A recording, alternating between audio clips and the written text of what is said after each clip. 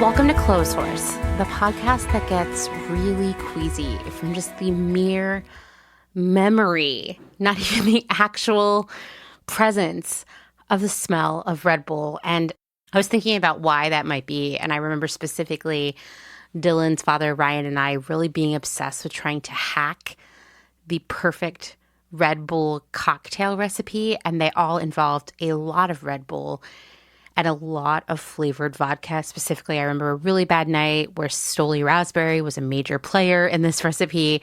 Our reasoning for creating this perfect cocktail is we wanted something that would allow us to stay up all night dancing and being fabulous.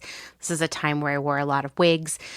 Yes, you guys should all just know now, there was a time where I was definitely really into clubbing and going to raves. It was a long time ago. I'll try to dig up a picture. Anyway, Red Bull, not for me. Sorry if I hurt your feelings by talking about it in this episode. I'm not sorry, though. Anyway, I'm your host, Amanda, and this is episode 134.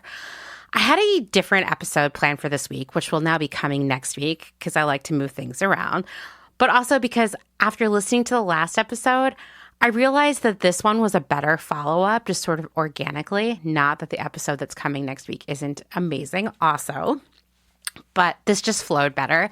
And I think you're going to agree with me when you listen. Our special guest today is Isabel, founder of Isabel SK, a brand committed to reducing waste within the garment industry in Los Angeles. All pieces from Isabel's line are limited run, and they're made with dead stock or vintage goods. She and I are going to talk about how copying designs and ideas is just, unfortunately, infuriatingly, how the fashion industry runs these days. Isabel will share what it's like to work as a designer for a fast fashion brand and be required to copy others. Yes, that's totally how it works. And then she'll tell us what happened when her line was copied by fast fashion brand Princess Polly. I'm just going to go ahead and admit that the last few weeks have been pretty miserable for me and probably for a lot of you too. It's not because anything bad happened to me. It's just been exhausting to exist. It's been miserably hot here in Austin, Texas. I feel trapped in my house. At one point, our air conditioning broke on a day when it was 105 degrees here in Austin. Dustin and I were way too worn out from all that heat to even feel upset about it. We were just like, this is how it is. It's terrible. Current events have been making it really hard to feel happy and safe. I know a lot of you feel that. I have a coworker who's been giving me really bad anxiety. I'm sure you all do. That's what having a job is, right? Work has been really busy. It's been a lot, like almost too much. And I'm sure all of you have your own laundry list of things that are making you feel less than great right now. There's something going on where Hutch's butt was really dirty for a few days, and it took us days to clean it. That was stressful, right? Not the most important thing out there, but definitely something that was giving us both a lot of anxiety in my household. Anyway, all of this stuff, even Hutch's dirty butt, has been keeping me awake at night. I've been skipping meals and not getting enough sleep. I'm hot. I'm sweaty. I'm miserable. My hair is never going to not be greasy again, I think. And no matter how much water I drink, it's never enough. So it's no surprise that I ended up with a brutal 3-day headache this week. It was just like a headache. It wasn't a migraine. It was just like a misery headache, I swear. Friday night, fortunately, Dustin was recording a new album with his new Austin-based band. From what I've heard, they sound really great. And so I spent the night in bed with the cats. It was awesome.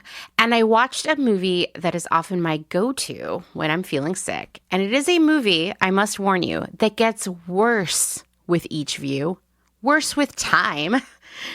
The first Sex and the City movie. Now, if you have thoughts about this, I highly recommend that you go check out the episode of The Department about Sex and the City. Kim and I have a lot to say about it. We've seen all the episodes many times. We've seen the movies many times. But wow, upon viewing it this week, I think this movie moved, or at least it's very close to, complete unwatchable garbage territory. I I know that this film is a fantasy. It's a comedy. It's escapism. That's why I watch it when I have a headache, right? But wow, it is just so sexist and consumerist. And I think my changing feelings on this film are really indicative of how much I have changed over the past few years even. I think I ignored a lot of it on so many previous views because I've literally never cared about luxury brands or the lives of the wealthy. They have no place in my life. I just watched it for the relationships, but ultimately, as I get older and have more real experiences of my own, all of the relationships and the ensuing problems in the series and the film feel so, I don't know, like two-dimensional and dumb to me. That said, I'm sure Friday will not be the last time I watch that movie. I know myself way too well. There's at least 3 more viewings in my lifetime. So can I just tell you what really annoyed me most on this viewing? And unfortunately, it was in the first 30 seconds. In a voiceover, Carrie Bradshaw asserts, like this is the splashy intro, right? We're hearing some Fergie. There's a montage of the city and shopping and fabulous outfits and groups of friends. And she says, year after year, 20-something women come to New York City in search of the 2 L's, labels and love. No. Women, well, people of all ages and genders, go to New York City to work, to try something new, have experiences, go to school, build careers, live in this big, legendary city, be surrounded by art, music, theater, culture. I say this as a person who knows many other people who moved to New York City as a teenager strictly to be somewhere that I wasn't where I grew up. And the city is filled with people like that, right? Yes, I did move there also to go to school, but honestly, that was almost secondary. It was the New York City of it all for me. So I was getting riled up about this on Friday night as I have a headache, not a great combo of feelings all at once. But as I digested it a little bit more, I realized that this film was released in 2008, when pop culture was focused on the intersection of shopping, fashion, and romance. This is the peak of like celebrity gossip content and luxury brands on the shoulder of every celebrity, right? The Devil Wears Prada had been released in 2006, just 2 years prior, and it made fashion turned it into like all caps fashion, right? It made it even more important and glamorous than it had ever been before in pop culture. This romanticization of fashion, of the industry that actually created the clothing we wear, well, it elevated the idea of fashion and style to a number one priority of all people, not just the wealthy anymore. In fact, we can all agree that fast fashion democratized fashion in so many ways, making style and trends more accessible to people at all income levels, no matter where they lived.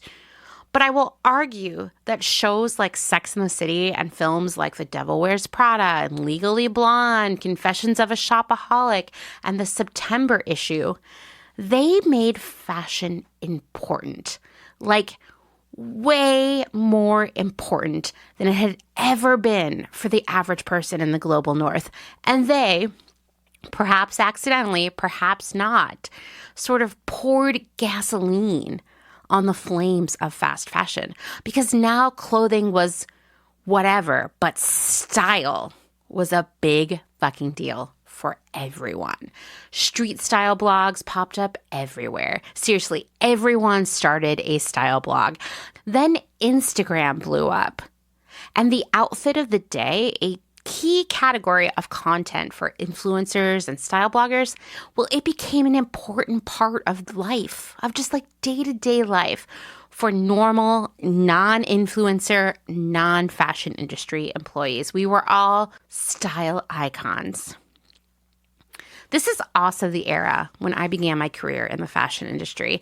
If you've listened to the previous episode, then you know it was pretty unexpected.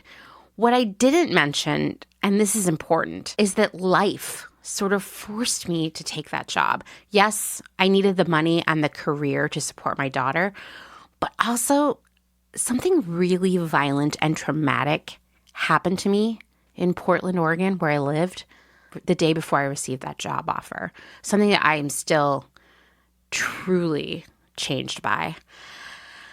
And while I'd been on the fence about leaving my pretty happy life in Portland to move to a more expensive city on the East Coast that didn't have humongous trees and people riding bikes everywhere and all kinds of amazing house shows and cool creative people. I mean, there were people like that in Philadelphia, I knew, but I knew it wasn't like Portland, right? After that event, I had no choice but to leave town ASAP. It was the only way I would ever be able to feel remotely safe again. The only way I could sleep a full night ever again. So I took the job, but I had no loyalty to fashion, no passion for it. Growing up poor had made me ambivalent to an industry that only cared about showing us wealthy, ultra-thin, super beautiful, young bodies in its clothing. I mean, I subscribed to all of the teen magazines as a teenager, and even then, I was acutely aware that while these magazines were trying to sell people like me stuff, they didn't actually want people like me in their stuff, right? Why care about Chanel when I would never be able to afford one of their iconic bags? And no one in my orbit, including me, had a use for a Chanel suit or Gucci loafers. Fashion was sort of a joke to me, a joke on rich people and also the poor people who got sucked up into it. I loved clothes, the idea of personal style, of determining the character you were going to play that day by picking out an outfit specific to that persona. I mean, that was me and is me getting dressed every day, even during the pandemic, in case you were wondering. But to me, style has always been personal. Style is a success for the individual. Style has nothing to do with the industry making clothing because it is a personal, creative expression. Furthermore, I had no loyalty to the brand that employed me because I had watched that company do so many unethical things to many of my coworkers over the years. Most of them I also think would not have stood up in court. There were a lot of lawsuits that didn't happen, I'll just say that, but should have. This was not a company that inspired loyalty because it had no loyalty to anyone working for it. And I suspected all the brands out there were very similar when you pulled back the curtain, beautiful on the outside, ugly and twisted on the inside. But I took that job and I moved across the country. And within my first week, I was really struck by how lonely everyone seemed. Like I was lonely, but I realized so was everyone else around me. There was no sense of friendship, teamwork, camaraderie. Just a bunch of people working long hours day after day. No inside jokes or laughter, just competition, desperation, anxiety. No one was making good memories, you know? I saw grown adults make one another cry in meetings, at work. These people weren't family or friends or in a relationship, like a romantic relationship. This was work, which is supposed to be a relatively safe, unemotional space, right? Bosses would throw shit and scream at entry-level employees. Everybody worried about being humiliated. It reminded me of like fourth grade that way. Coworkers would pick apart one another's bodies and clothes. That was a little bit more seventh grade for me. And honestly, it all felt like everyone had seen The Devil Wears Prada and thought it was some kind of HR training video. Be cruel, be deceitful, and throw your ethics by the wayside. All so we can make a ton of clothes that won't make anyone very happy for very long. I had a boss who liked to say, "We make candles and clothes. Nothing here is life or death." But to be fair, it did have an impact on the life and death of so many places, people, and other living things. It's a lot to reconcile as someone who worked within that system for so long. Most of the nice things that happened to me as an adult happened because I worked within that system. It's a lot for me to think about, and I'm going to be unpacking it all for a really long time, and a lot of you are going to be forced to listen to me do that. Today, Isabel and I are going to talk about what it's like to work within that industry and how you, the worker, are asked regularly to discard your own values. Ethics are not part of the equation at all. Doing what someone else asks, no matter how much you hate doing it, that's how you keep a job in this industry. That's how you grow in this industry. It is no coincidence that I was the only person from my team laid off at the beginning of the pandemic. I can assure you that it's because I spoke up about what I thought was wrong. The people who make it to the top within this industry have to cast aside a lot of their own sense of right and wrong. Many decent people feel trapped. It's hard to leave the industry because, thanks to the devil wears Prada of it all, people can't understand why it wouldn't be your dream job or why you would want to go work somewhere else or do something different with your life. I started Clotheshorse because after everything I had seen and experienced, I still saw people losing their shit over the newest Anthropologie dress or Danielle Bernstein collection or the Nordstrom semi-annual sale. And I wanted people to know it wasn't Devil Wears Prada. It wasn't Sex and the City. It wasn't Confessions of a Shopaholic or the September issue. It was all ugly underneath. And maybe those clothes weren't so cute or necessary when you realized all the pain and waste that went into making them. That maybe true beauty, innovation, artistry, talent, and personal style could be found outside all of that, would be found outside all of that, outside of this fashion juggernaut. And it was happening in our everyday lives with people we already knew and people we had yet to know but should know. I hope that's how it's all working for all of you now. I know it is for me. I see how all of this has changed me. With all of that, that's a really intense introduction. Let's jump into my conversation with Isabel.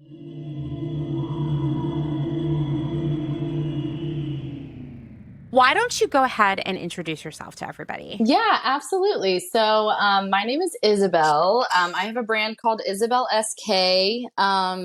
My brand focuses on using dead stock and vintage reclaimed fabric and giving it a new life and turning it into new stuff. I really try to focus on affordability and accessibility with my products as well as sustainability. Those are all like my main, kind of brand ethos points that I try to stick with. And yeah, I've been doing this brand for a couple of years. I originally started my brand out of college, kind of on accident. Completely on accident, actually. My senior thesis at Parsons School of Design went viral in 2013. Wow. And, yeah, totally random. And things didn't go viral that much back then. It was kind of a different time on the internet. So yeah, it definitely. was genuinely kind of a big deal. And so I had this brand kind of born overnight.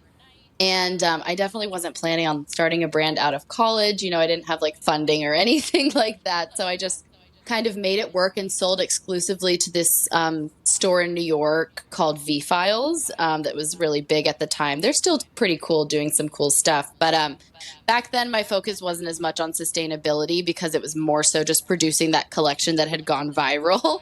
Yeah. So, and then I kind of took a break from my brand, worked for different people, moved to Los Angeles, designing for other brands, big brands, different kinds of folks, small brands, everything.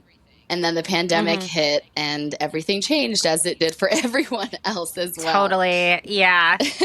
So I lost my job and restarted my brand. And after, after working for all these big companies in LA, I really was just super like anti overconsumption and super pro sustainability, was just really looking for a way. I was like, there's got to be a way to do this and make, accessible, comfortable, cool clothing for young people that, isn't killing the planet. So that's kind of what I've set out to do since then.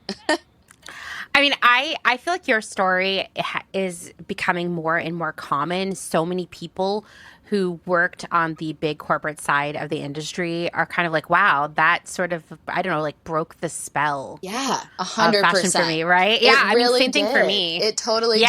Yeah, 100%. And I'm excited. I mean, like, obviously, pandemic, not a good thing on any level. I don't want anybody to think that I think that. Definitely created a lot of suffering for a lot of people. Oh, yeah. But one, if we're looking for silver linings here, is that I do think a lot of people, no matter what industry they worked in, started to realize that maybe they weren't that into it, or maybe they didn't like the way that industry worked, but maybe they liked making clothes or, I don't know, writing books or whatever it is that they did, what their passion was. Yes. And now they're doing it themselves in a better way. And I hope on the other side that we can get customers to sort of like that spell to be broken for them as well. No, 100%. I think that a silver lining from the pandemic is kind of like a new value for like life and our world. Yeah. And I think that really like drives people's like sense of like caring for things more. And it definitely did for me. Like, I mean, when we were on lockdown, all I had was outdoors. All we had was to go outside and be in nature. That was like, if you were lucky enough to not be sick or, that was all you had, was to go out and be outside. And so it made me appreciate our planet and nature that much more, I think. And same with a lot of other people, and just like the little things in life, because life seems so fragile at that point, as it still does. So it's like, I think it made a lot of people just take stock of like what they want to do with their time and how they want to spend their years on this planet, at least definitely for me. And so I've like just made a really conscious decision to just be like, I'm only going to do things that I fully believe in now, because life is too short. The entire way I viewed my life and relationships and my job, and I mean, everything around me totally changed. And, I've talked on previous episodes about how I was fearful that people would go through all of this and then come out the same on the other side. Right. And I'm actually excited to see that, like, here it is. It's, 2022. Is it 2022? Yes. God, I mean, my concept of time, right? And we're like halfway through it, and people have been changed for the better. Oh, totally. Yeah. I think overall, it's done better for like everyone's, I don't know, sense of community, which is like, obviously a silver lining from a really tragic and unprecedented and terrifying situation. But it's like it did bring us together. Yeah, I think so too. So you reached out to me after I posted on Instagram about brands copying smaller brands. Yeah. Which is like, I swear every day there's at least a new one that I'm hearing about. Oh, if not yeah. 2 or 3. Yep. And you reached out and you were like, I have a lot of experiences and thoughts there that I want to talk about. Yep. Totally. So tell me why you saw that post and you wanted to reach out. Yeah. So, I mean, not only has this happened to me personally a few times in my professional career, but I've also, like, in your post, you shared about being on the other side of it and being in those corporate meetings where everything hanging on the wall is stolen from a small brand and they want you to copy it. And I've like been in those same types of meetings, and it's just such a, really is a mind fuck. It's really insane. And I just remember feeling so crazy in those situations. And so it's just something that now that I do have my own small brand again, I'm extremely passionate about. It's hard for me to like even imagine, because like, okay, so as a buyer, I was appalled by it from an ethical perspective, right? Yep. But you're a designer, right? Oh, yeah. Like to steal someone else's art is just next level of No, unethical, it's right? crazy. It's really insane. And Yeah. for it to be like, oh no, we don't want you to go use your creativity here and your talent. Just copy this thing. I mean, I'm not kidding. Like, I have this specific memory of being in a meeting for sweaters in late 2019, early 2020, going in. Every sample on the wall, I was like, wow, everything on the wall looks like really cute. Like, I'm excited. The brand's really taking sweaters in a different direction. Yeah. No, literally every single sample on the wall was a bought sample. It's not a sample. God. It's something that they bought and they're going to copy. I know. And my experience on this, and I've talked to like tons of other people who are designers and buyers, it's like the same story, even when we all worked in completely different places, right? Yep. Is that someone brings you the sample, someone who's higher up in the company, right? Right. And you know what? We got to stop calling them samples because these are just they're articles of clothing, right? They're not samples, right? They're actual samples things. Once they come in the door of whoever ordered them. But it's like it's so weird. They're fully but products. It's like they're on the shelf products. Totally. Yeah. Totally. So they'll bring the product or the garment to you and put it on your desk and say, like, I want this. Yeah. And you're like, okay, great. But like, we have to change it, right? Yeah. Like, what is it that you like about it? Do you like the stitch? Do you like the color? Do you like the sleeve? Like, what is it that we like want to solidify in what we're going to use? Like, if we're going to use this as inspiration. Yep. And they'll be like, I don't know. I just like really like it. And I was going to say, and every creative director will just say, I just like it. I just like it. Right. Exactly. So you're like, okay, like we're going to sit down and like, take this as inspiration and turn it into something else. So the sample comes in. This is an actual sample that was inspired by this item. And I am not exaggerating when I say 100% of the time, the same person who put that original garment on your desk sees the sample and is like, no, I want it to be more like the original. Yes. Right. Absolutely. Every freaking time. Every time. Yeah. And you're like, okay, but like in what way? Like in the color, in the stitch. No. I just want it to be the other garment. That. Yeah, exactly. Yeah. And I think, I can say this out loud and like, I know that it's super ethically wrong. Have I been forced to do this stuff in my career? Absolutely. Because it comes down to you either do this or you lose your job. Exactly. Right. And the reality is that no one gets rich working in this industry if you're not at the top. No. Right. So like you need that job. Like I lived paycheck to paycheck for most of my career.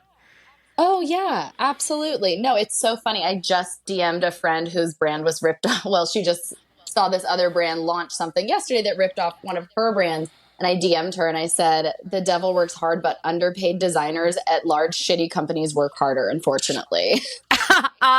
So true. It's just how it is. These people, I mean, like, yeah, you're getting like under $50,000 a year to be like a designer or an associate designer or an assistant designer. And you're just essentially sitting there being asked to copy things and find things to copy. I mean, I cannot tell you how oh my gosh, just the extent of it is really insane. People, they order these samples, really products as we're now calling them, and then they ship them off to their factories in China, India, whatever, and literally have them just remake it stitch for stitch, finish for finish, trim for trim, with no questions asked. And then it's just so unreal to me that's how, I don't know, just it's just gotten off for so long. I was taught, I mean, I don't know.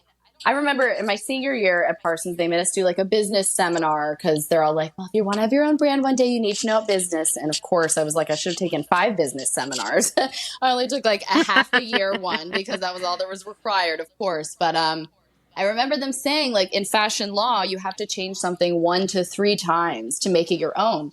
So whenever a creative director or a boss would give me something to knock off, that would be in my head. And I'd be like, well, if I am going to do this, because I'm being paid to freaking do this, I need to at least change it 1 to 3 times so that I know it's slightly ethically fashion law. Okay, whichever, but that's even still kind of BS, So it's just, I mean, and then as you said, they always come back, no, I want it more like this or more like this. And then there's the other thing of just I don't know, people copying vintage garments and feeling like that makes it more okay.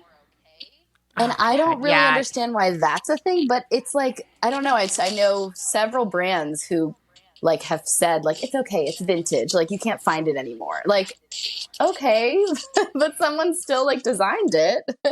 Oh yeah, like that the vintage clause Yeah. is like I mean I've lived in that for so Yeah. long. I like almost believe it's I real. know. You know that it's based in I law, know. but it's totally true. Like you know, one of the companies I work for, a Nasty Gal, which is now owned by Boohoo and is a totally different Yeah. brand. But when I worked for them, you know, we were based in LA.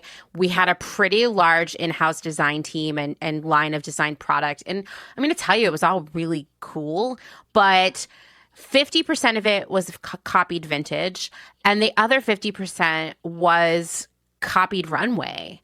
And like it was all really cool, like I said, but I mean, it had to be hard to be a designer there. You know what I mean? Totally. No, I've worked at very similar companies to that. And yeah, it's difficult because it's like, yeah, you're like predicting trends with like using that runway inspiration, but you're also like mass marketing it, and you're also supposed to be copying what's already trendy. And it's a weird kind of way to try and fit in to being a designer, and ultimately made me feel not like a designer at all. Yeah, I'm sure. Like I said, you have a creative job and then you don't get to do that. I mean, even a lot of the places that I've worked, depending on the size of the company or like the categories I were working on, maybe didn't have a designer. And so it was up to me as the buyer to also create the product. Oh yeah, I've worked with buyers like that very closely, like where they're telling me what to design. Right. And I specifically remember like early in my career, I worked for a big fast fashion brand. And you want to talk about like being not paid at all. I want to say I was paid $34,000 a year. Oh my God. For my salary job, where I managed millions of dollars in business. Yeah, exactly. I know. It was the thing. Oh, like that's what gets me. Right. And I would pay my rent and my other bills for the month. And I'd be like, okay, my budget for the rest of the month is I have $15 a day to spend on food and public transportation. Yes. But then I'm going to go into work and I'm going to write POs for like $100,000. Yes, like, I know. Anyway, so it was in accessories, and so we didn't have a design team, so we had to develop all the product ourselves. And my boss, the way she looked at it is we should buy stuff and copy it.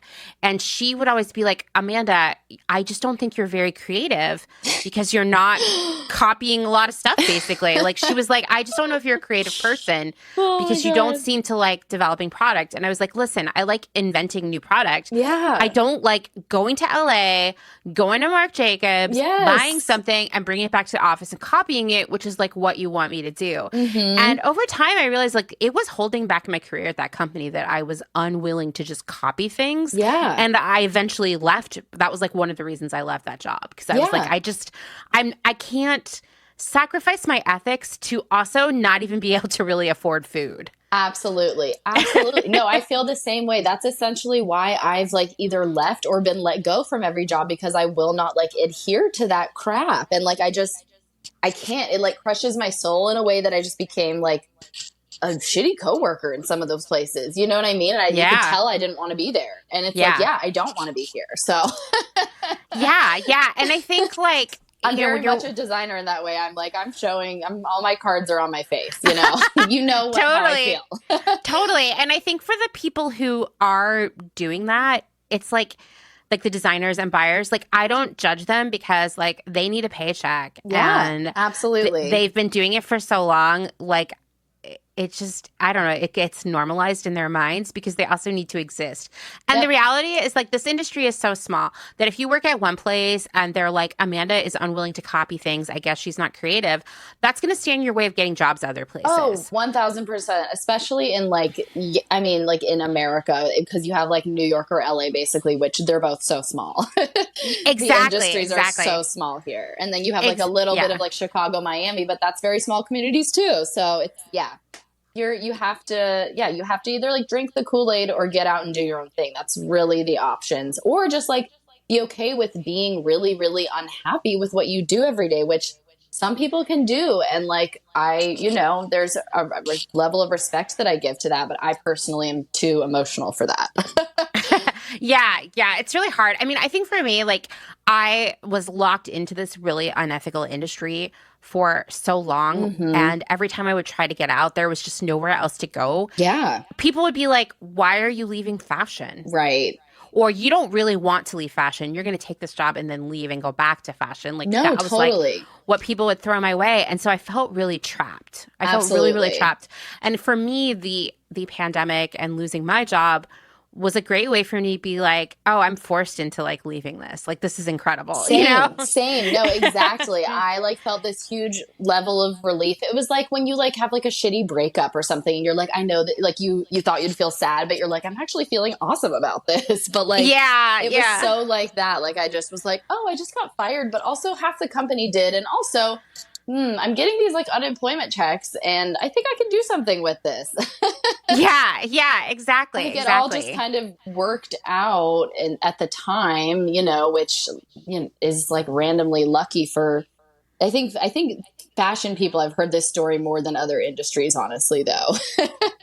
I do. I think that a lot of people were glad to be laid off, even if they didn't realize it at the time who work in fashion. Because, I mean, talk about an industry where so many people are struggling with like substance abuse problems, mental health problems, eating disorders. I could go on and on. And a lot of it stems from the pace and the stress and the toxic environments of these companies. It really does. Like, it really does, right? Absolutely. Like even I started, like, I don't know. There are times where I will get angry at myself because I'll be like, why did you put up with that job for so long or that shitty boss? And it's like, I didn't have a choice, right? No. And I want people to like hear us talk about these things and realize that they do have a choice. Yeah, absolutely. That it's time for us to expect a better environment. And I totally agree. I totally agree. And there's enough companies, even like bigger companies out here, like making a conscious decision to do better. I mean, you just really have to pay attention to like where you put your money, because if you put it in the right places, these companies that are doing better will start to outnumber the ones that aren't. And it's like, it's going to be a slow burn, but it's like, yeah, it's definitely time to like, put our time and money elsewhere, I think. And I try to encourage friends that are still, in job situations like that. Look, like there is more on the other side, just get a little money in savings and you can do something else. I promise, it's scary, and it's so scary not having a paycheck when you're used to that for so long. But it's true. I don't know. I'm one of those people where I'd rather like be a little bit stressed about money than be very depressed at my job. That's, again, me personally.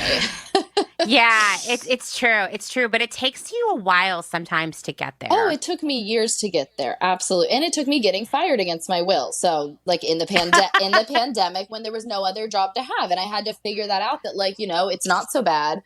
My lights didn't get turned off. I figured it out and we're on the other side of it. But yeah, it took years to get there. Absolutely. And it also took me like working my entire 20s and now being like kind of feeling more confident, quote unquote grown up now. So totally. Yeah. Totally. So has anyone tried to copy you? Oh my gosh. So my most recent situation was Princess Polly, everyone's favorite. Everyone's favorite. They basically completely ripped off my best-selling dress. So I think it was like before festival season. It seemed like it was like a festival announcement. I don't know. Someone like sent me a screenshot of their email marketing post, whatever, and was like, "This is your dress," like whatever, like fuck fast fashion. And I was like, "Yep, thank you. This is my dress." And basically, I like put a call to action on my Instagram and just like told all my followers, like, let's spam them, let's call them out, let's email them, let's like do something until they take it down. And within like 48 hours, the dress was off their website. What? That's amazing. Yeah, we got like thousands of messages off to them, I think. But by the end of like the comments on the photo and the posts were like, it was literally thousands. Like they were getting spammed like crazy. Shout out to my super loyal following. I love all of y'all.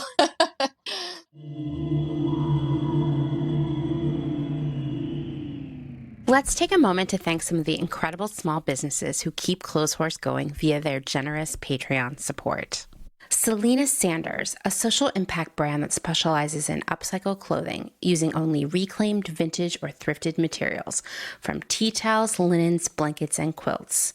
Sustainably crafted in Los Angeles, each piece is designed to last in one's closet for generations to come. Maximum style, minimal carbon footprint. Shift clothing out of beautiful Astoria, Oregon, with a focus on natural fibers, simple, hardworking designs, and putting fat people first. Discover more at shiftwheeler.com. Late to the party, creating one-of-a-kind statement clothing from vintage, salvaged, and thrifted textiles. They hope to tap into the dreamy memories we all hold. Floral curtains, a childhood dress, the wallpaper in your best friend's rec room, all while creating modern, sustainable garments that you'll love wearing and have for years to come. Late to the Party is passionate about celebrating and preserving textiles, the memories they hold, and the stories they have yet to tell. Check them out on Instagram at Late to the Party People.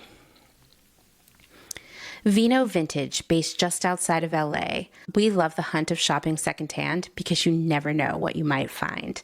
Catch us at flea markets around Southern California by following us on Instagram at vino.vintage so you don't miss our next event. Gabriella Antonis is a visual artist and an ethical trade fashion designer. But Gabriella is also a radical feminist micro-business. She's the one-woman band trying to help you understand why slow fashion is what the earth needs. The one-woman band to help you build your own brand. She can take your fashion line from just a concept and do your sketches, pattern making, grading, sourcing, cutting, and sewing. The second option is for those who aren't trying to start a business and who just want ethical garments. Gabriella Antonis will create custom made-to-measure garments just for you. Her goal is to help one person of any size at a time, including beyond size 40. To inquire about this serendipitous intersectional offering of either concept, DM her on Instagram to book a consultation. Please follow her on Instagram and Twitter at Gabriella Antonis. And that's Gabriella with one L. Gotta get that spelling right. Dylan Page is an online clothing and lifestyle brand based out of St. Louis, Missouri. Our products are chosen with intention for the conscious community. Everything we carry is animal-friendly, ethically made, sustainably sourced, and cruelty-free. Dylan Page is for those who never stop questioning where something comes from. We know that personal experience dictates what's sustainable for you, and we are here to help guide and support you to make choices that fit your needs. Check us out at dylanpage.com and find us on Instagram at dylanpagelife&style. Salt Hats, purveyors of truly sustainable hats, hand-blocked, sewn, and embellished in Detroit, Michigan. Find us on Instagram at Salt Hats. Gentle Vibes Vintage. We are purveyors of polyester and psychedelic relics. We encourage experimentation and play not only in your wardrobe, but in your home too. We have thousands of killer vintage pieces ready for their next adventure. See them all on Instagram at Gentle Vibes Vintage. Thumbprint is Detroit's only fair trade marketplace, located in the historic Eastern Market. Our small business specializes in products handmade by empowered women in South Africa, making a living wage, creating things they love like hand-painted candles and ceramics. We also carry a curated assortment of sustainable and natural locally made goods. Thumbprint is a great gift destination for both the special people in your life and for yourself. Browse our online store at thumbprintdetroit.com and find us on Instagram at thumbprintdetroit. High Energy Vintage is a fun and funky vintage shop located in Somerville, Massachusetts, just a few minutes away from downtown Boston. They offer a highly curated selection of bright and colorful clothing and accessories from the 1940s to the 1990s for people of all genders. Husband and wife duo Wiley and Jessamy handpick each piece for quality and style, with a focus on pieces that transcend trends and will find a home in your closet for many years to come. In addition to clothing, the shop also features a large selection of vintage vinyl and old school video games. Find them on Instagram at High Energy Vintage, online at highenergyvintage.com, and at markets in and around Boston.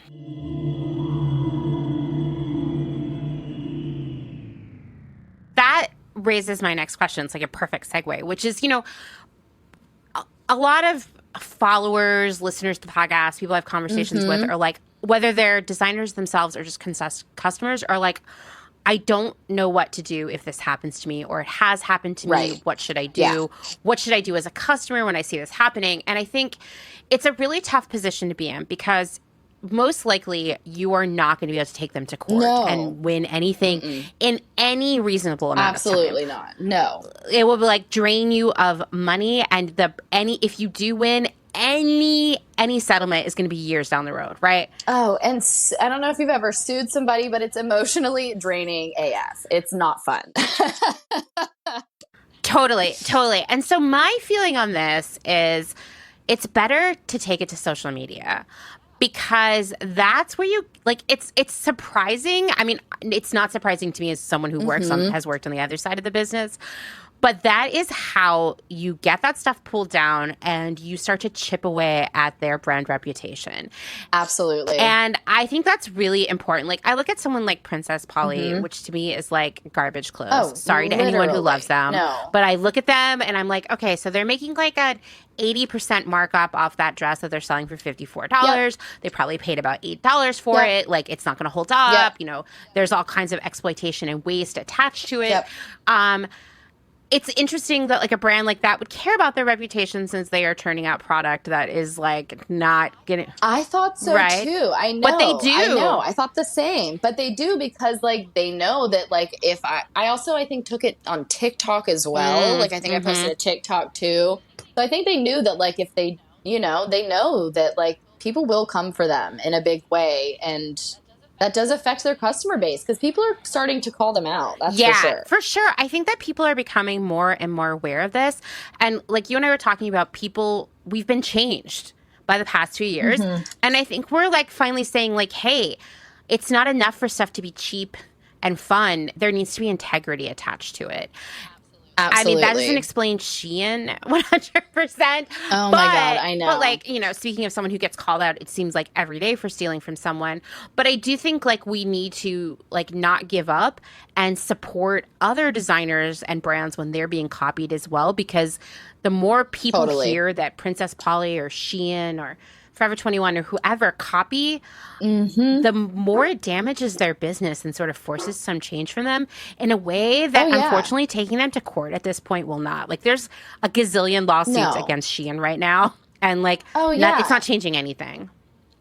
I mean, I just remember hearing about like it took like Marc Jacobs like 10 years to get money from Forever 21. Exactly. Like like I'm not going to get shit from them, but it's like, yeah, I can like have thousands of comments spamming their mentions for a few days, and like, that definitely makes them look not great in the eyes of Instagram's world, which they definitely care about. They definitely care about. It has them low-key shaking in their boots, I think. Like, I think that's the shit that they have meetings about that they don't know how to fix, because that's what they base their entire business on, is copying other people. Yeah. Yeah, it's an interesting business model, right? Like, how do you... Where's the longevity? Yeah, I know, like, right? Where's how... I mean, but they don't care. They're not... They're just in for the money they can make now. That's what I think. That's what I think, too. Yeah. But I think, like, it's important to call out that the longevity in that business model isn't there if we as customers hold them accountable by not shopping from them. That's the fastest way to shorten the lifespan of a business, and calling them out when we see this stuff happening so other people see it and stop shopping for them. Like, yes, it feels super paralyzing when you are the artist that's copied. It seems super paralyzing when you are a fan of that artist or designer who's copied, and you're like, how am I going to fight Princess Polly or Shein? Right. But like, the reality is, like, with a critical mass of people, meaning everyone being on board with the same thing, we actually do make change in that area, and it can sometimes happen really fast, like your dress, for example. Yeah, no, exactly. I totally agree. I was actually really shocked and like obviously happily surprised that it got taken down so quickly. I was like, wow, someone's definitely paying attention to this. They know that they're guilty, obviously, and they definitely know. Yeah, they fully know, because they also like copied the photo shoot that like I had. a girl that's like a big YouTuber had bought one of the dresses, and she took these amazing pictures with like a gorgeous vintage car and the dress, and it was so cool. And the pictures that they posted was like literally a girl in a like vintage drop top gorgeous car. Like it was the same vibe. I was like, okay, they're fully just they just have my Instagram on their mood board, which happens all the time, as we know. So, oh yeah, totally. And I think like another thing to call out, which I mentioned a lot on the podcast, is like where there's smoke, there's fire. So if Princess Polly, for example, is copying your work and your photo shoot, guess what else they're doing? They're being real shitty to the people who work for them. oh, Right? absolutely. They're not giving a fuck about what's ethical no. or right in the world, because Yeah. stealing from other creatives is really unethical, and it's just a part. If that's just a part of your doing business, like if you're already numb to That's that, literally their business model. Yeah. Is being unethical. right? Yeah. Exactly. And I think that's another like really important thing to call out. Like, you know, Shein has been like trying to like make a play into sustainability, which I feel like they do owe the planet and its people reparations. So if they want to dump money into that, yeah. I'm excited for it. But I'm not like, Yeah. okay, well now Shein's off the hook for copying Well, it's people. like, yeah, and I'm not going to order from them now. Like, I'm not like, oh, cool, let me like order those No, things I was looking no. at. Like, yeah, no, it's still like a big no. Like, they're awful. But yeah, I feel you. It's like, yeah, dump money at something good. You definitely owe the planet and people reparations. But it's like, are they going to change their ways? Really? Yeah, totally. knows? You know, another thing that I have been seeing happening a lot on social media, and I would love to hear your perspective on this, is, and like I'm also going to preface this by saying I have friends who have experienced this firsthand in the past couple of years, is they're small designers, they're small brands, they're being copied by other small brands and small designers. And I wonder if you have experienced that yourself or seen that with other friends. Okay. Yes, I have seen that. Absolutely. Yeah, it's really weird. I think that it's because like a lot of people maybe like me that have these small brands worked for people like I did, and that's maybe all they know how to do, sadly. And then they randomly will get like the funding or the opportunity to have a brand when maybe they're not the best person to be doing it because they're just copying other people's stuff. And then all of a sudden they're a small brand blowing up doing this. And I'm like, oh, that's my fabric, or that's my this, or, you know, it's just, yeah. I think it's like sadly really a trickle down nature of the industry thing at this point. I think it is. I think, you know, I was having a conversation with someone recently about how, I don't know, in the sustainability industry, if you will, specifically in apparel, whether it's like they are like a brand that's sustainable or like, I don't know, like an organization for sustainability, that they all seem to like run using a lot of tricks from fast fashion, like bombarding you with emails and constant reminders and just like constant new content or new product or all this other stuff. Totally. And I was saying, like, I think that's because so many people on that side came from that from the original like industry, right? So they like that's just like how they've been taught to do things.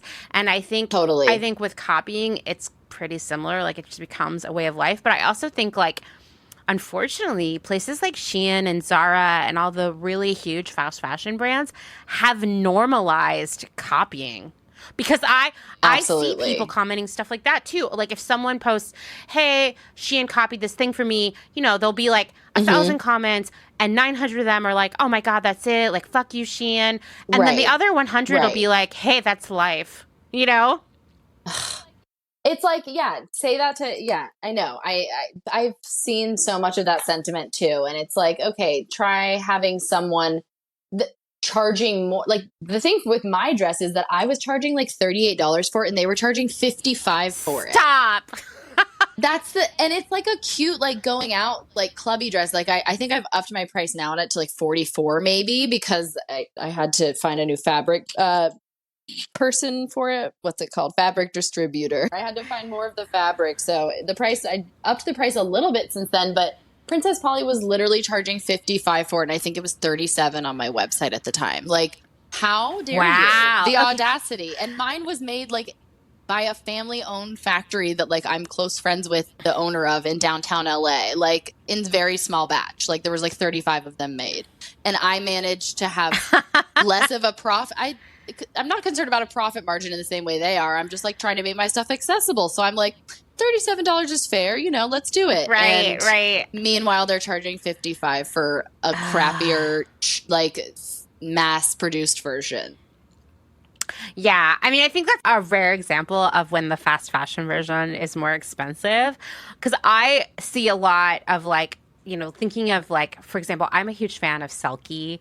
Yeah. I don't buy a lot of secondhand Selkie, but like I have several. Oh, I love her stuff. Yeah, and they're like my favorite thing to wear, right? So I'm in this Facebook group for people who are selling their Selkie that they don't want. Right. Okay. These people are mega fans and they're very loyal to this brand. And I have mixed feelings about the brand as a whole, but I really like the clothes. And sometimes they'll come in there and be like, "Hey, I just bought all these knockoff Selkie dresses from Shein, and they're always like $30. It's like shocking." But you look at them side by side, and you're like, "Yeah, that's the $30 version of that dress, right?" But it's interesting. I'll see someone be like, I think it's really unethical to buy copied stuff from Shein, and then that'll be like one person, and then like 20 people are like, yeah, but it's like way more affordable. And like if Selkie weren't so greedy, we could all have these dresses and we wouldn't buy them from Shein. And I'm like, it's like it's not like Shein is like Robin Hood stealing from the rich and giving to the poor here, right? No, they're not like doing it for the people. Like I think that's what some people that do still support them think like, yeah, they're out here like doing it for making cute clothes that everyone can afford. It's good. Yeah. It's good. No, I every time I post about Shein, I will get messages from people who are like, you're obviously a really privileged white woman who doesn't understand that Shein is making style accessible to more people. And I'm like, whoa. I don't even know where to begin with that. I know. It's a lot to unpack there. Yeah, for sure. Yeah, no, totally. Yeah. There definitely is privilege in being able to shop sustainably, but that doesn't mean you have to go to Shein otherwise. Like, I think that's my thing. I don't know. No, I agree. I do think that a lot of, this is something I've been thinking about a lot lately on a variety of issues is the way we as humans look at what's right or wrong and process information. Mm-hmm. And I think that we just like, it's probably some like part of our like alligator brain where we want things to be one or the other. There can be no range or things can't be complex in terms of the decisions we make. Like it's either Shein or expensive, sustainable fashion, and that's it. And you're like, oh my God, no, it's like so much more complicated than that. And like sometimes you do have to buy stuff from Shein. That's totally fine. But like you don't need 20 dresses from Shein because unfortunately, like what I see in this Selkie Facebook group is people who bought 10. So many, exactly. Yeah. And like you don't need those. You're not going to wear them all. Like there's just literally no need for that. Yeah, exactly. Right. And the influencer hauls of like 300 items from them, like literally, like that stuff, I know. That's the problem. The overconsumption is the problem. Like, yeah, I don't have a problem with accessible clothing and accessible price points. I work really hard to make my price points accessible so people can just come on over to my website if they want some sustainable stuff that's not overpriced. I mean, I think there are more people like my brand trying to do that. You just have to know where to look, which is not easy, but few and far between, but we're out there. Yeah, exactly. But yeah, it's definitely a weird part of that whole problem. It is. It's got so many layers. I'm sure that when you saw Princess Polly copying you felt like, what can I even do here? It's this mountain that I can't climb. But look, like it worked. Oh, exactly. No, it totally worked. It's funny because I've also seen the dress on Amazon. Oh, God. And that more so made me depressed because I'm like, that I can't do anything about. Yeah. Like, there's no way. That is like the kind of, that's just not going away because once it's in that, as you know, once it's in that fast fashion cycle of being at Shein or Princess Polly, it's on AliExpress with thousands of factories making it. It's true. That's just how that model works. It totally does. I mean, I will periodically go onto Amazon to look at their clothing because I get a lot of like, I don't know if you use your Apple News apps, but I get a lot of like news stories that are really just ways to get you to buy things. It'll be like the best 10 dresses on Amazon right now. And Oh, I get a lot of Instagram fashion. I mean, Amazon fashion ads. yeah, right. And Absolutely. what'll happen is I'll be like, wow, that's really interesting because I'm pretty sure that like that print I recognize. That's like from Spell. Like Yeah, Amazon yeah. Amazon vendors love to copy Spell. Or it'll be like some other brand where I'm like, oh, I know that print. I've seen it somewhere else for like $300. Like, what's the deal? Who is this? And it's always the same set of vendors, but they're like Oh, yeah. 100% copies from print Oh, to yeah. silhouette of, I mean, the fabric and the fit, no, but like everything else. And like they're flagrant. And I think about like Spell being an example because I see their prints being copied more than anybody else's on there. I agree. I've seen that a Right, bunch. right. Yep. And I am always like, what does it feel like to be them? Because I will say, like, oh my gosh, like 5 years ago, 4 years ago, something like that. 5 years ago, I guess, I was working for like what was literally my worst job ever. The irony of the whole thing is like the creative director would bring stuff, sit it on my desk, and ask me to copy it. Of course, Yeah. right. But at the same time, we had like a T-shirt and a phrase that we were really well known for. And it was like a basic black T-shirt with white print or white T-shirt with black print. And like I'm going to be really honest and say like selling this T-shirt was like fueling our business. Like everything else Yeah. we did, we were able to do because of these T-shirt sales. And first, we Forever 21 copied us, and we were able to shut that down pretty fast. Like we had Yeah. the money to get a lawyer and take care of it. But Yeah, that's great. then it started popping up all over Amazon. Yeah. And we'd report like 10 a week and 20 would pop up the next week. It's I just know. like how it is. And I feel like with Spell, for example, they must have just been like, yeah, fuck it. Yeah, they're Like- like, there's nothing we can do. We just need to keep Right. making our own money at this point. Yeah, exactly. I'm And sure they're doing well, but it's like, yeah, it's insane. There's nothing Yeah, you can it's- do when it's that deep in that system.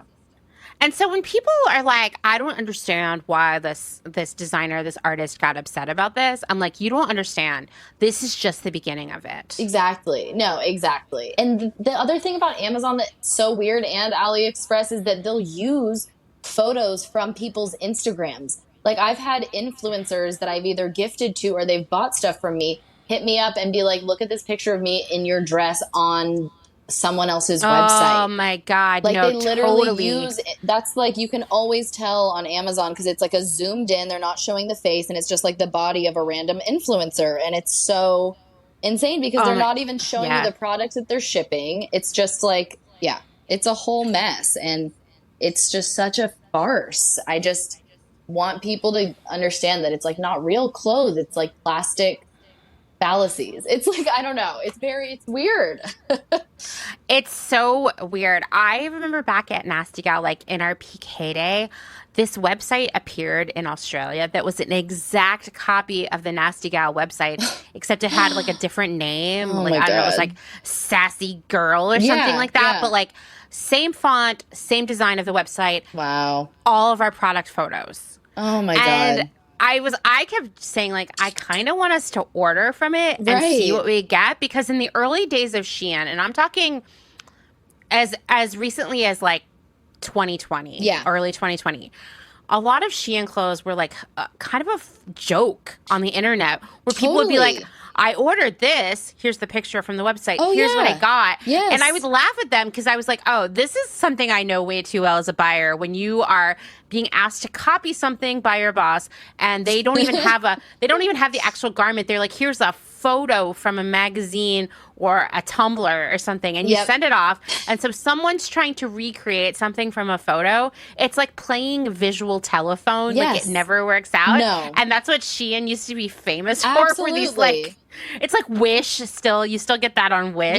Yes, exactly. No, that's exactly what it, and like they would always do these extravagant, like a Love Shack fancy dress. It's like, why are you, or a Selkie dress? I know. Like yeah. a Selkie. It's like, why are you even trying? Like, These are set such the bar specific, lower. Yes, these are such I specific know, yeah. garments.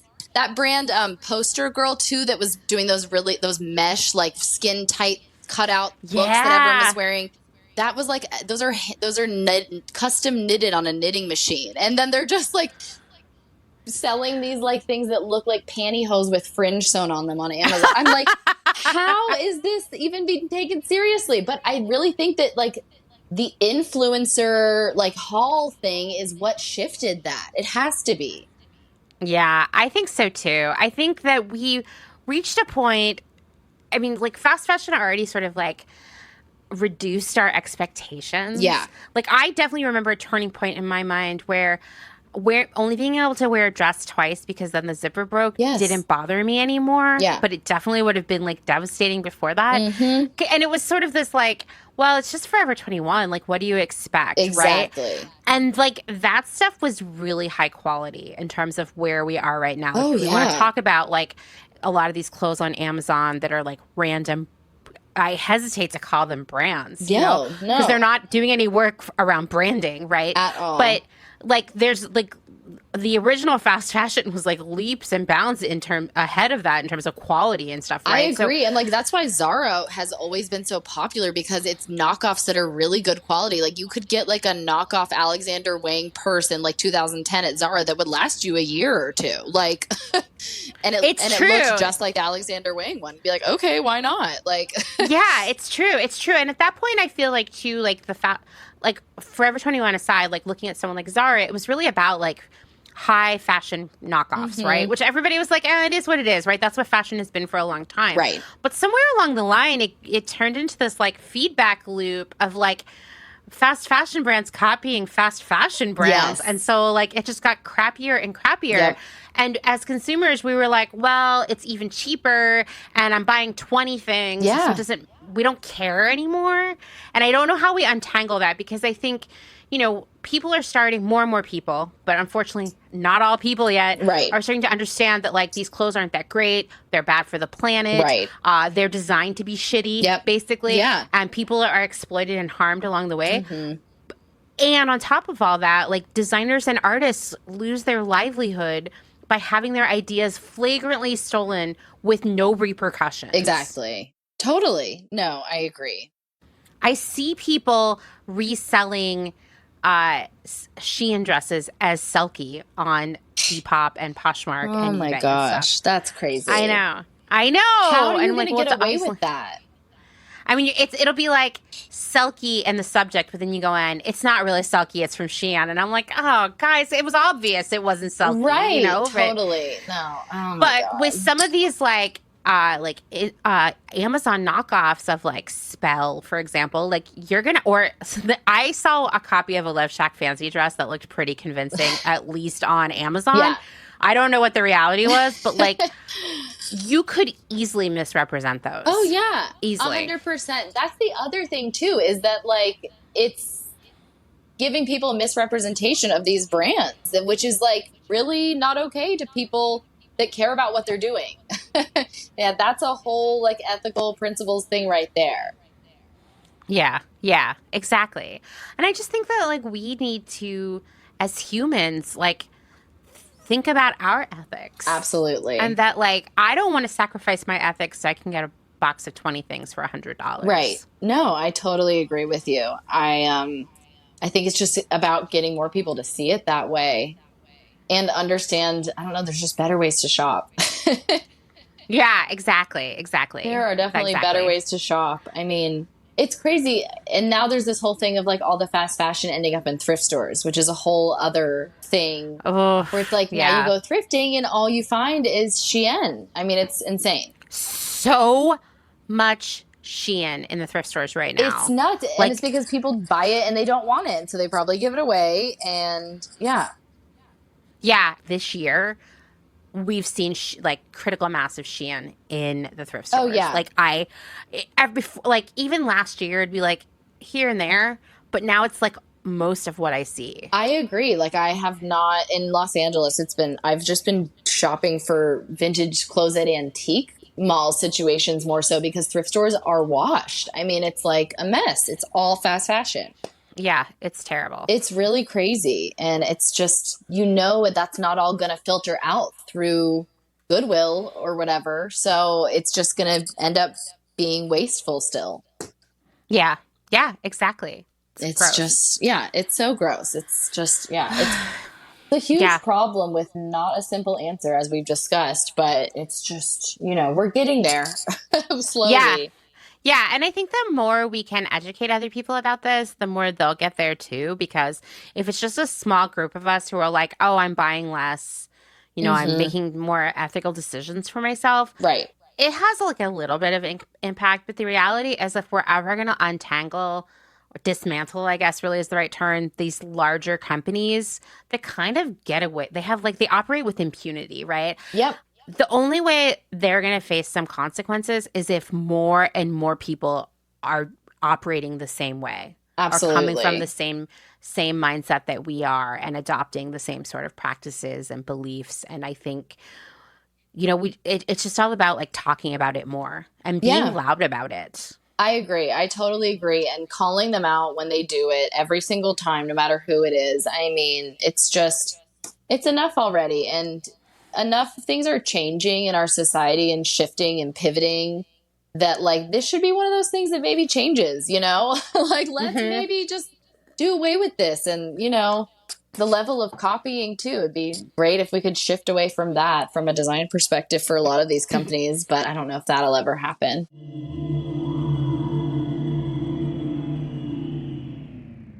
If you're enjoying this episode, then this is a great time to remind you that my work here at Clotheshorse is made possible by the support of listeners like you, just like NPR, and these great small businesses. Please go give them your support.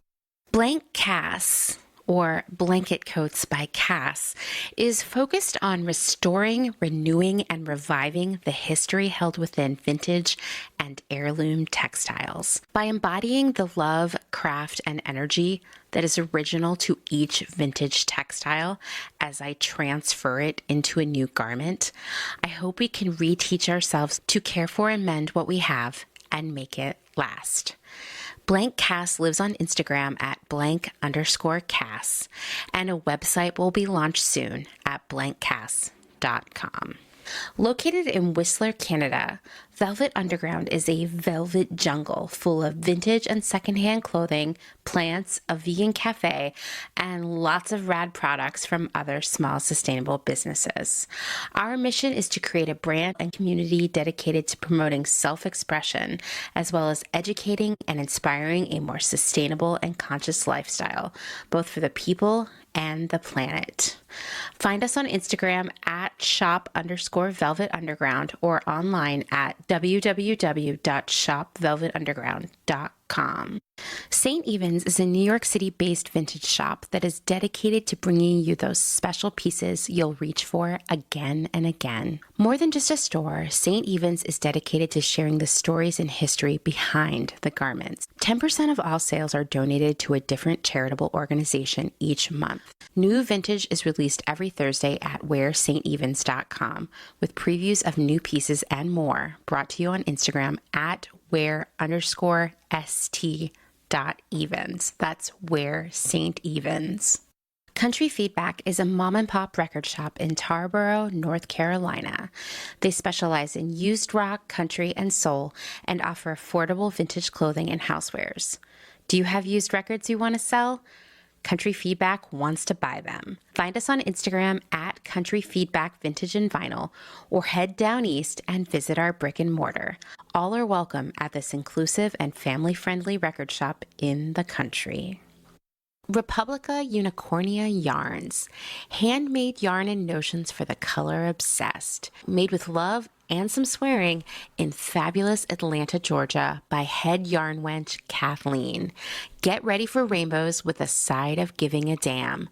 Republica Unicornia is all about making your own magic using small batch, responsibly sourced, hand-dyed yarns and thoughtfully made notions. Slow fashion all the way down and discover the joy of creating your very own beautiful hand-knit, crocheted, or woven pieces. Find us on Instagram at Republica_Unicornia_yarns and at www.republicaunicornia.com. Picnicwear, a slow fashion brand ethically made by hand from vintage and dead stock materials, most notably vintage towels. Founder Danny has worked in the industry as a fashion designer for over 10 years, but started Picnicwear in response to her dissatisfaction with the industry's shortcomings. Picnicwear recently moved to rural North Carolina, where all their sewing and accessories are now designed and cut, but the majority of their sewing is done by skilled garment workers in New York City. Their customers take comfort in knowing that all their sewists are paid well above New York City minimum wage. Picnicwear offers minimal waste and maximum authenticity. Future vintage over future garbage. Cute Little Ruin is an online shop dedicated to providing quality vintage and secondhand clothing, vinyl, and home items in a wide range of styles and price points.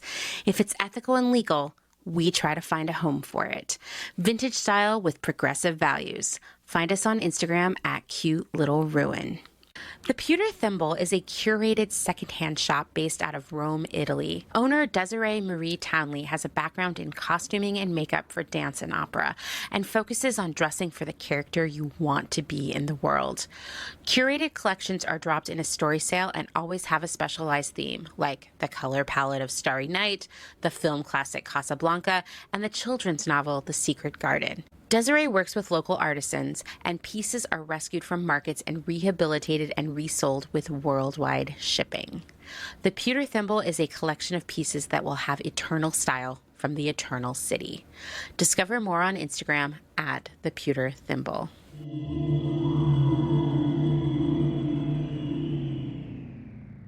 So do you have any advice for makers or designers who might be listening to this who have been recently copied by someone? Yeah, I would say, I mean, kind of just like what we talked about, I wouldn't stress or worry about trying to take legal action. I mean, at least immediately, I would just try and hit them, where it hurts on social media and gather up your followers, send out an email blast, post on your stories, like post hashtags, get people riled up about it. I think the days that I was posting that, my story got more views than like ever before. And I was like, whoa. Wow. I think it's just because people were just sharing my story posts and stuff. Yeah. And they see, oh, drama. So they go click at my profile and look, they're like, oh, what's the new drama? Yeah. Unfortunately, and both fortunately, people like drama. So, this can be a really great, these kinds of things can really catch fire. Good marketing. I know. Yeah. In a weird way. Right. I know. It's true. And I did sell a few more of that dress. I still have the dress available in a different colorway, and it's not on Princess Colony anymore. So you can only get it from me and maybe Amazon if you look hard enough. But, I mean, hopefully, just advice to other people. Hopefully, it doesn't happen to you too often, but I would just say rally your troops as best you can when it does happen. And, just try not to think about how much money they're making off of your ideas, because that's the part that'll just make you mad. Yeah. Yeah.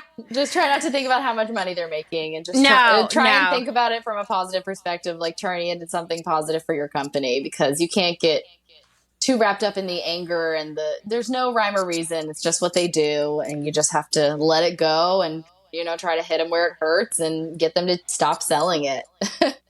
You know what? And they will bear some financial repercussions if they have to pull a product off their site. Because, having worked for companies where this was a regular thing, I can tell you that first we internally freak the fuck out, even though we should have seen it coming. Oh, yeah. And then we pull all the inventory from the stores, the website, or whatever. Yep. And what happens next is, I am not kidding when I say it sits somewhere in the warehouse for 6 months or 6 years. Oh, yeah. Until someone figures out what to do with it, which is usually it's like donated or it's sold off off end to up a at jobber. Thrift store or something. Yeah. Or like a Marshall's in like Louisiana. Yeah. It's just, but that's like what pisses me off more, is because I work hard to make zero waste products, and then they knock me off, and all of this shit ends up in a landfill. Like that's like adding insult. And I remember when this happened, I literally posted about this. I was like, I'm not gonna not acknowledge the fact that like me even calling them out is creating waste, because now they won't be able to sell this product that otherwise would have like ended up in homes where people wear them. Now it's just going to end up either in the landfill or like some random resale situation, like we were saying. And I'm like, that's waste right there. And I hate that, like, that just shows, it's just like the circle of like bad ethics. It's just insane. It is. And I think, that's a really good call out, right? Like the repercussions that's a of problem in copying itself. Yeah. are, That's like waste. like I said, worked for a lot of retailers, basically almost every job, not all jobs, but a big chunk of them, where this was like how things operated, right? Like I said, it was like copy, copy, copy. Like not all the places I worked, but a big chunk of them. Yeah. And, the other thing is like, okay, so we'd pull this product from the store and, we'd ship it all back and it would just be like sitting in a pile somewhere. The other thing is that often, and I can't speak to say Pretty Polly here, or whatever, Princess Polly. It's terrible. Anyway, I terrible know. name. I'm always like calling them whoever. It's awful. Right. Worst name ever. I'm like, who is Polly? Yeah, seriously. But like often in this situation, they may have had another order of that dress already placed. Yeah. Right? Because they were like, this is going to be it. Big. We're putting a stake in the ground. Yeah. There's another like 5,000 units being made over in China Totally. right now. No. They might already be made, so there's going to go to waste. Or the fabric was already bought. Yep. Now that fabric might go to the waste. Yep.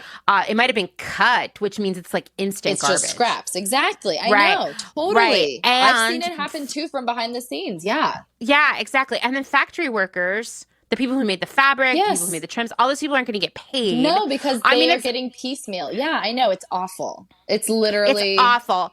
Awful. And I think that's just another really important call out that like this behavior has repercussions beyond just stealing one designer. Exactly. And that's why that's kind of like when it happened to me, what I really wanted to like get across was like, like this sucks that this happened to me. And yeah, it sucks that like they're making money off something that I thought of. But like what sucks more is that this just feeds to the system of BS and wastefulness and pollution and abuse of your workers and all of that stuff that I'm actively working to do the opposite of with my brand. So it just like really added insult to injury to me. And it was like emotional. Like I was just like, F this. Like this is just, I'm like now something that I thought of is creating waste in the world. And that makes me feel crappy. Yeah. And once again, these are companies who know that this is what will play out if they get caught stealing, and yet they do it because it's no big deal to them. Exactly. Like, they're like, we'll throw away those cuts. It's only 5,000 units. It's we'll whatever. just write it off on our taxes or whatever, right? Yep. And like, I can't speak to the size of Princess Polly's business, but I will say that I'm pretty sure that they, and this is just as an outsider observer, that they probably got a big, huge chunk of VC rounding in like 2020, early 2021, because I saw on all of the like fashion industry job boards that they were hiring like crazy. Wow, that's so funny. Right. That's so funny. Yeah. So I would assume that to them it's like, if they even if they made 10,000 units of that dress, that they're like, they cost us $8. We're burning $80,000. We don't care. Yeah, exactly. Like they just don't care. They don't right? care. They're like, that's fine. And they don't care that this polyester fabric is going to end up in a landfill. No, they don't, because the ethics are not part of the equation at here. all. Not even considered once. Exactly. And that's like, I don't know. That's the problem to me with fast fashion right there. It's just that ethics are not a part of the equation at all. Regardless of anything else that anyone wants to say, I think that's it. That's the paramount point. Exactly. So no, I do know that someone's going to listen to this and they're going to say, well, if they were going to just destroy it anyway, I guess we should buy it. No, we should not do that. Okay. No. Listen, like ultimately then they're going to pass the burden of this crappy garment onto you anyway. And it's going to end up in the landfill. But it's like, we can't reward this kind of behavior. Straight up. Of just operating without values at all. Exactly. Of saying, we steal from artists. We don't care if shit is crappy. We don't care if we pay living wages. We don't care if we're wasting materials to create stuff. Like we just don't care. Exactly. And you can't support it. We have to move away from that. Like, listen, we all have had people in our lives that we've had to distance ourselves from because they are bad for us. Right. And it's really hard. We got to distance these companies from us too, because they are bad for us and a lot more people. Exactly. It's like, it is hard. I get it. And it's like, I have spent the past few years really trying to make better choices with my purchasing. And it's really difficult. Like I'm not going to act like it's easy. And, overconsumption is a part of culture, unfortunately. And it's really hard to shake. I think, I don't know. It's just it takes time and effort, but just like, I don't know, just like you want to like get in shape or like read a book because it's good for you. This is good for everyone. So it's worth the effort, I think, but it's, hard to get everyone on board with that. Yeah, absolutely. There's a lot of changes that we all have to make, but unfortunately, like we can't sit around and wait for them to happen. We literally need to start the process ourselves. Yeah, totally. Absolutely. Like we're saying, it's just like making better personal choices with your shopping and, going from there. Even small things can make a difference. And yeah, it's just too much of a problem. And we're really just like bending over and letting them ruin our planet. Like it's just, it's not a mystery as to where the issues are. It's not a mystery. That's very clear. And so it's just one of those things. Yeah. Yeah, it is. It is. It's time for a big change. And we just like have to, it's not going to be, nothing is easy, right? No. But the past few years have been really hard and good things are coming out of it. Exactly. And there really are more like sustainable options now more than ever. Just for everyday living, not even in fashion. Like I've started going to this place in my neighborhood that you can like refill bottles to get like dish soap or laundry detergent, whatever. Best. I thought it was going to be like overpriced because it's all cute and like hipstery looking on Instagram. I got like a whole thing of detergent, water filters, like dish soap. It was like literally $15 to get my month's worth. I was like, this is more affordable than buying single-use plastic stuff. Like totally. There really are great sustainable options out there. You just have to look. Like there's affordable, sustainable stuff. It's just about making an effort to find it. And I really just plead with, anyone who's listening and kind of on the fence about, I can't afford to live sustainably to like try at least because I thought I couldn't either. And I've been able to a little more. Yeah. Well, I think that we have unfortunately been fed this idea for quite a while that sustainability is like premium and expensive. Yeah. It's like Goop or something, right? Yeah, or Erewhon, like getting your $20 smoothie. Oh my God. Yeah. Exactly. Yeah. I do blame Erewhon and Whole Foods and Goop and a lot of these sustainable brands for this making luxury, people making health a luxury. Health and like ethical business shouldn't be a luxury. But the reality is, so I, for years, was working on a startup that was a zero-waste grocery store. It's like kind of on hold because everybody's been having a lot of life changes. But I will tell you this. That's so cool. It is way cheaper to buy and sell stuff in bulk in refillables than it is to buy it fully packaged. Because the packaging is like 50 to 80% of the entire cost of anything you buy. Absolutely. It's the same with clothing a lot of the time. Yeah. The market, it's more like you're paying for like the brand's marketing in the product a lot of the time. Oh my God. I think about this all the time because one of the companies I worked for, I want to say we were doing about $20 million a year in business.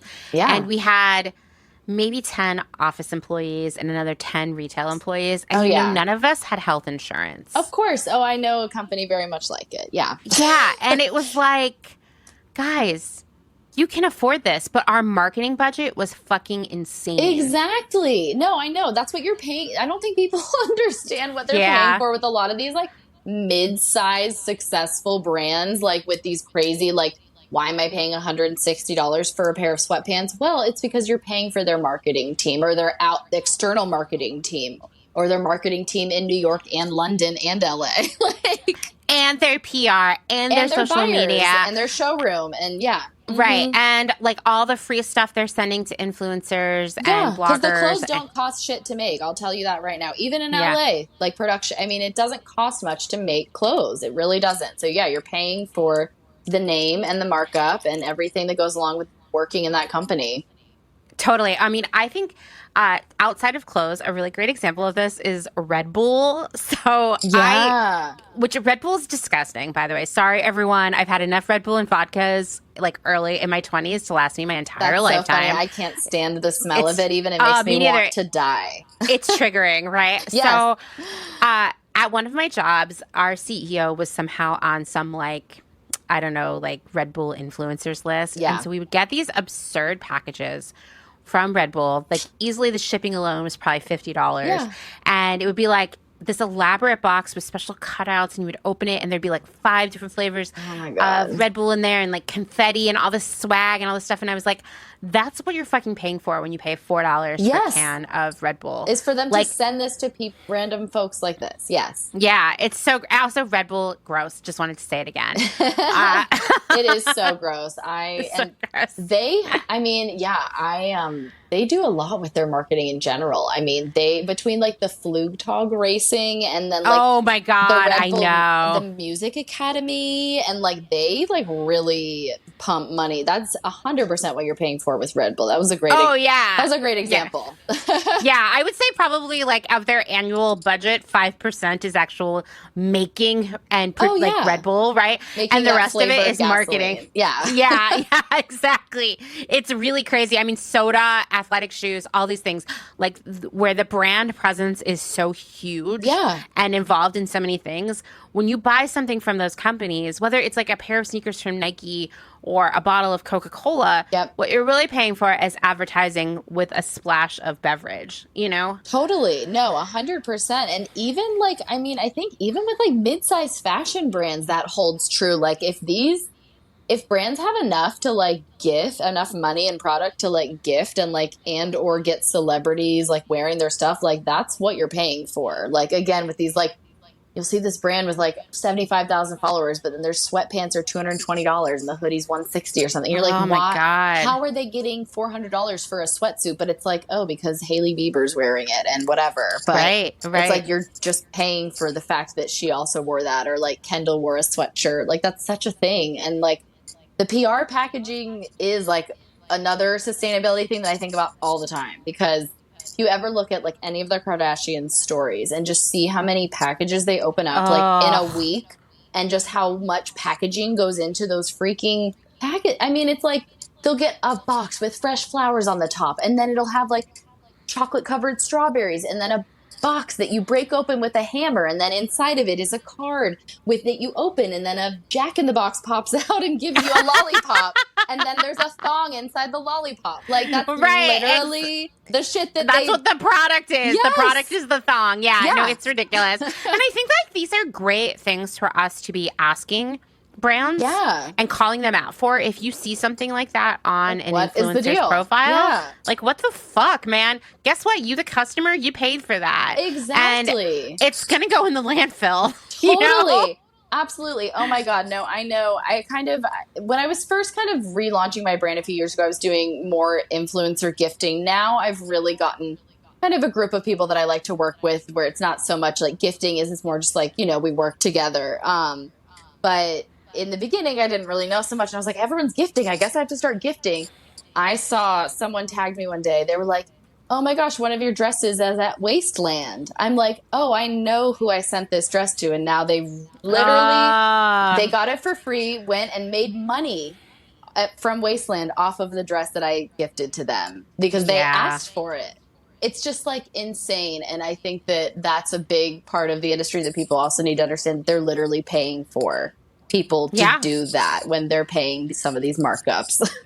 Absolutely. It's a weird part of it. Yeah. And like, look at someone like Shein who gives away a lot of clothes and they're already really cheap. Yeah. Like, imagine. What is the trickery there? Oh, I know. And you know that so many of these influencers are getting boxes of that stuff that they're like, oh, I'm never going to post this. But then like, what are they doing with this giant box of clothing? Like, and that's times 1,000 every day. Yeah. And the packaging that it came in, which is wasteful. Yeah. So if you're buying a dress from Shein and it's $20, which is already really cheap for a dress, and I look at that as a red flag that probably the people making it got paid a total of 80 cents, right? Mm-hmm. Realize now that they might have only gotten paid 40 cents because like they had to send 1,000 of these dresses out to influencers. Yeah, exactly. Like it's that much. Like marketing is a big part of like the BS unethical markup, I think, and it's definitely contributing to waste.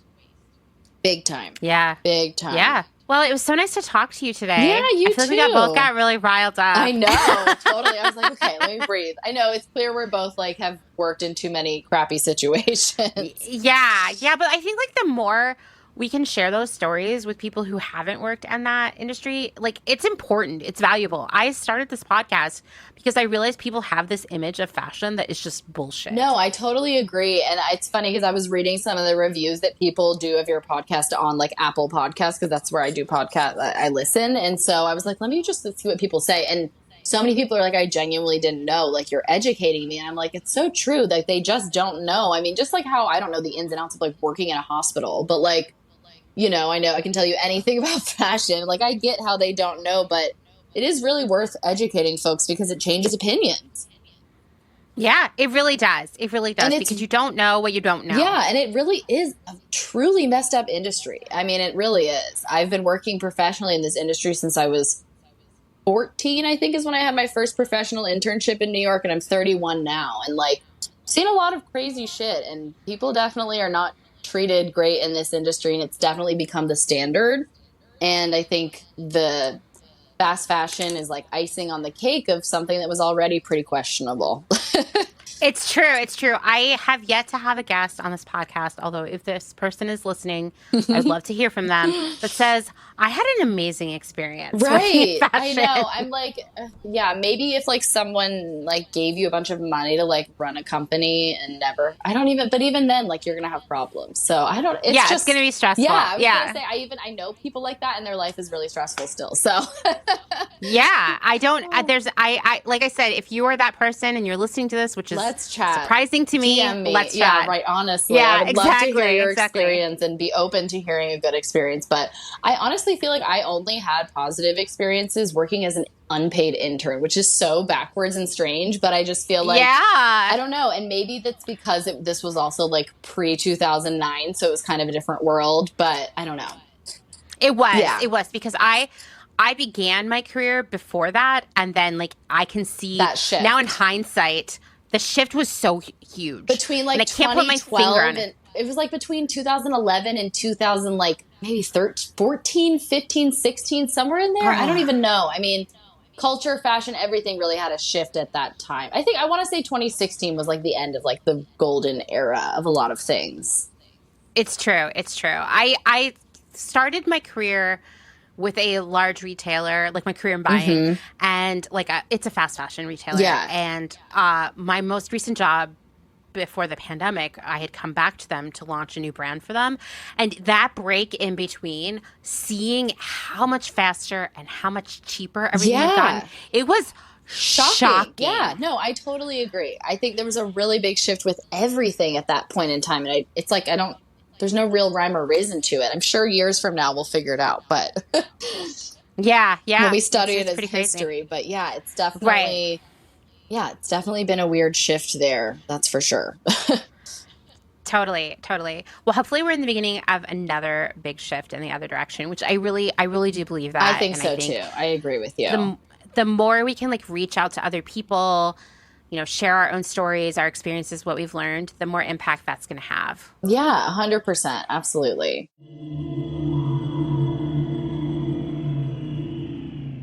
Thank you so much to Isabel for spending some time with me. Please, what a great guest, right? Go give her a follow on Instagram at isabel.sk. Check out her line at isabelsk.com. All that stuff will be in the show notes. One last thing before I stop recording and get to turn our air conditioning back on. Let me tell you, having a self-produced podcast in Austin, Texas during the summer is like the ultimate double dare physical challenge.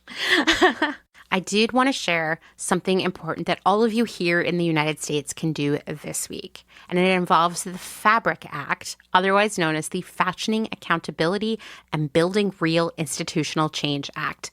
Can I just say I want to get some sort of job where all I do is make up acronyms that are actually words that tie back into what's happening. Love it. A thematically appropriate acronym. Anyway, The Fabric Act was recently introduced in the Senate by Senator Kirsten Gillibrand of New York and in the House of Representatives by Caroline Maloney of New York. The Fabric Act would protect the 100,000 garment workers here in the United States. It will revitalize the garment industry in the U.S. by improving working conditions, reforming the piece rate pay scale, that's where you get paid by the piece, and investing in domestic apparel production. These are major, major things. If you've been hanging around here long enough, you know, unfortunately, that the U.S. garment industry is much smaller than it was in the past. But you know what? It's still nothing to sneeze at because it still generates about $9 billion each year. And unfortunately, this you also know if you've been hanging around here long enough, a great deal of wage theft and garment worker exploitation happens under that Made in the USA label, as in bad stuff happens here too. Unfortunately. Passing the Fabric Act will not only benefit the lives of these 100,000 garment workers and their families, it hopes to bring more of the textile industry back to the United States. The policies and regulations within the Act work under 5 pillars. 1, enforcing minimum wage standards and eliminating wage theft. This would effectively get rid of the paid-by-the-piece model that leads to dangerous working conditions, child labor, and wage theft. And it is so prevalent here in the domestic textile industry, especially in Los Angeles, but throughout the country. Next, the Fabric Act would increase accountability on brands and retailers to combat workplace violations. Once again, a lot of consumers assume that made in the USA means good working conditions and ethical policies, but it just doesn't. Next, the Fabric Act would increase transparency, and it would incentivize reshoring with tax credits. This in itself, bringing production back to the United States, could increase transparency into supply chains and ensure safe, legal working conditions and practices. Sometimes it's just easier when it's happening right here, right? To make this happen, to bring production back to the United States, the Fabric Act will create a $40 million domestic garment manufacturing grant program aimed at revitalizing the industry. These are all the things we've been wanting, right? So how can you get involved? Well, first, go to fabricact.org to learn more about this important piece of legislation. Next, sign the petition showing support for the Fabric Act. I will link to all of these things in the show notes. Signing the petition takes approximately 5 seconds of your life. Next, call your senators to voice your support for the Fabric Act, and there is a great script for you to follow at fabricact.org. And lastly, share your support for the Fabric Act on social media. You have a major amount of influence amongst the people in your life, and odds are high that most of them care about doing the right thing, but don't even know the Fabric Act exists. So share away and share often. Knowledge is power, and sharing knowledge builds community. It ultimately creates massive societal and governmental change. So let's make it happen. Thanks for listening to another episode of Clotheshorse, written, produced, hosted, edited, all the things by me, Amanda Lee McCarty. If you like what you're hearing around here, please go leave a rating and review on Apple Podcasts. It does magical things in the algorithm. More people get recommended to listen to it, which, by the way, another great thing you can do to show your support is recommend this podcast to other people. That's actually probably the best thing you could do. If you'd like to support my work here on Clotheshorse financially, go learn more at patreon.com/clotheshorsepodcast. I just want to let you all know the next 6 weeks of my life are pretty wild. I have a business trip for my day job almost every week, and my birthday is coming up in a few weeks. So the episode schedule is going to be a little weird for the next 6 weeks or so. I can't guarantee an episode every week. I can't even guarantee when they're going to come out, but there will be episodes, I promise. So just keep checking Apple Podcasts or wherever you listen. But know that I will still be there on the Instagram every day sharing new content. Thanks, as always, to my other half, Dustin Travis White, for our music and audio support. And I will talk to you all soon, probably next weekend. Bye.